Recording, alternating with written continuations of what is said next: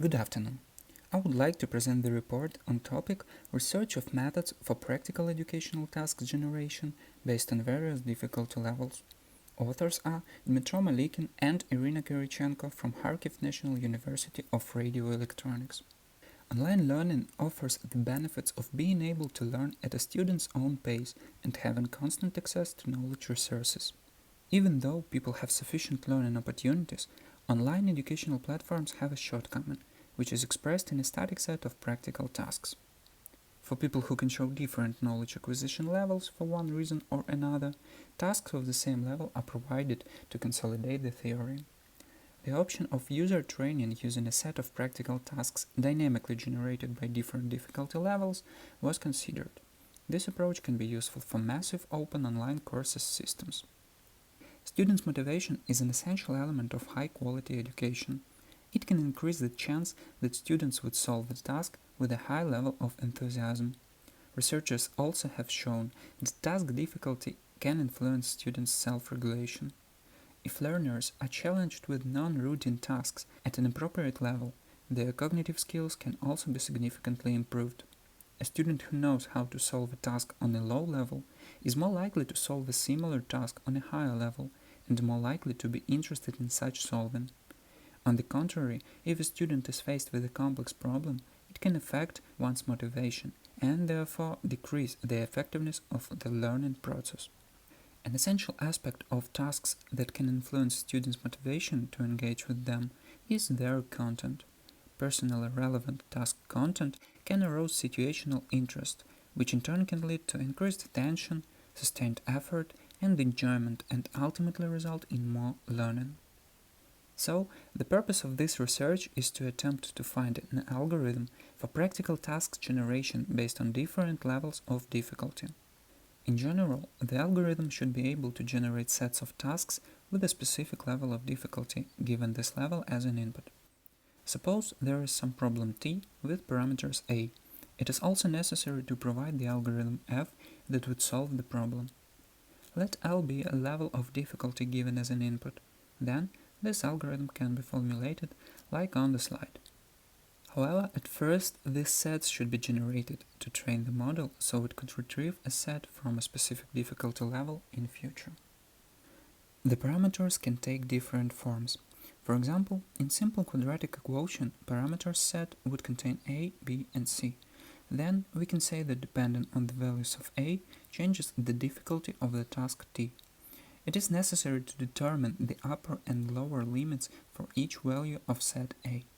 Also, specific limitations can be added for x. An example of such a case is when the task with an equation should have a solution with only real numbers. After obtaining boundary values, sets of A within these boundaries should be generated.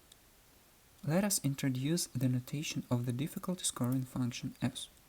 It can be formulated in the following way, where M is a set of metrics, W is a set of their weights, N is a number of metrics. Simple examples of such metrics are the execution time or the memory amount taken to perform the task. The next step is to split the generated sets into difficulty levels. Of course, it can be done manually by the course creator. But, since it's not clear for all tasks how exactly it should be done, and considering a large number of sets, another approach to perform this should be used. One of them is clustering. It is the method of grouping a set of objects by their similarity. Objects in one cluster, then, should be more similar by some specific features. The parameters set can be considered as a vector of values. These vectors should be normalized. It can be done in the following way. Score of the set also should be normalized by the same rules. After the normalization, the vectors can be used as an input to a specific clustering algorithm. As a result of the clustering process, parameter sets would be divided between clusters, and the specific clustering model would be trained to make a decision in which cluster any new set can be assigned. Thus, to implement the whole algorithm, the following steps should be performed. Take function and the number of difficulty levels as an input. Define boundaries for sets values. Generate sets. Filter sets that should fit for specific solutions. find minimum and maximum scores, and calculate scores of all other sets, normalize vectors of sets, and pass these vectors to clustering model. The following formula was used to find the roots of the quadratic equation as an example of task.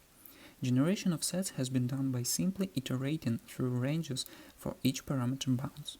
For the experiment, for each parameter, a range from -10 to 10 was used with a step equal to 1. An exceptional validation for A is that it cannot be equal to 0, since in this case the equation would not be quadratic. Also, specific validation for the result of the solver was introduced. Roots should be integers, the equation can have only one root, this root can be equal to 0. After this filtering of obtained results, the number of sets was reduced to 298. Minimum and maximum scores found using execution time and memory taking metrics are shown on the table. 3 clustering algorithms were used in the experiment. The first one is k-means, the most popular nowadays. Its goal is to divide inputs into clusters in which each input belongs to the cluster with the nearest mean. The amount of sets per cluster after k-means is applied is shown on the slide.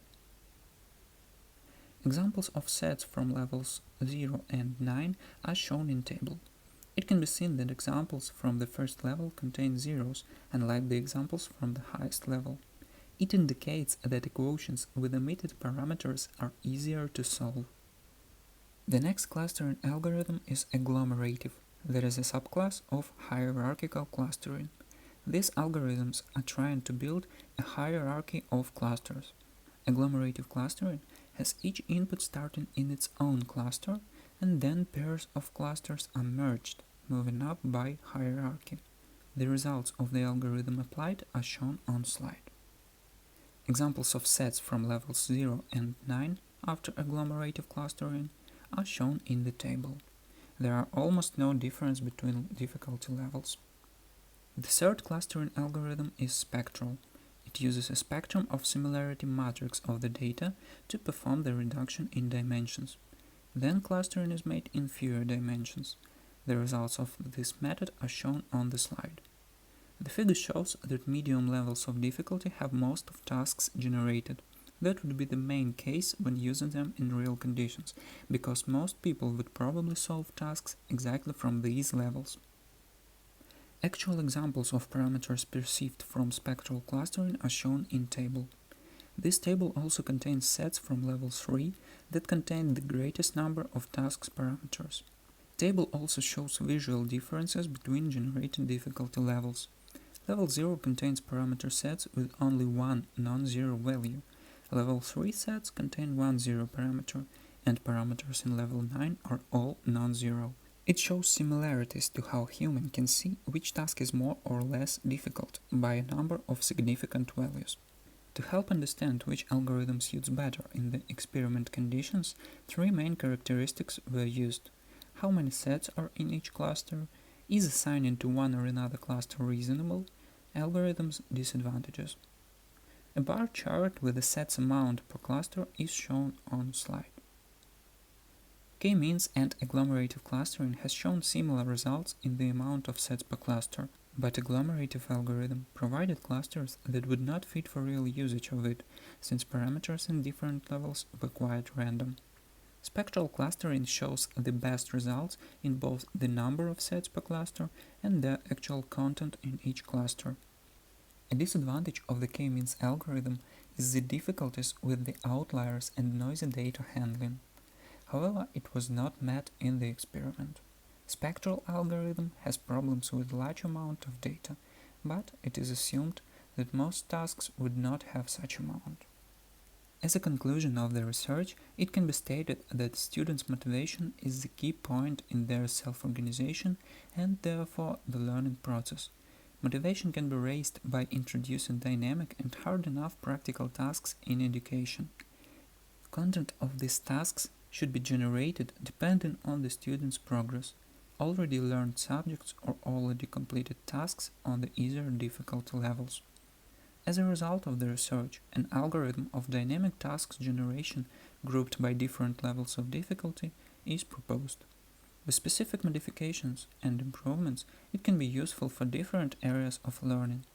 The basic version of the algorithm was tested in the experiment, which has shown promising results for the simple task of quadratic equation solving.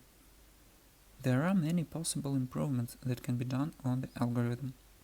For example, the scoring function can be improved with machine learning algorithms, or it can be even implemented in a tree-like structure, where the final score on a parameter set is a root of this tree, and the total score is calculated using child elements.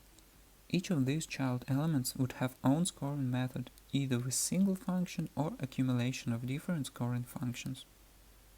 Another assumption for further research is that clustering can be substituted by another structure, involving, for example, knowledge graphs that would include more parameters to detect the actual student's progress.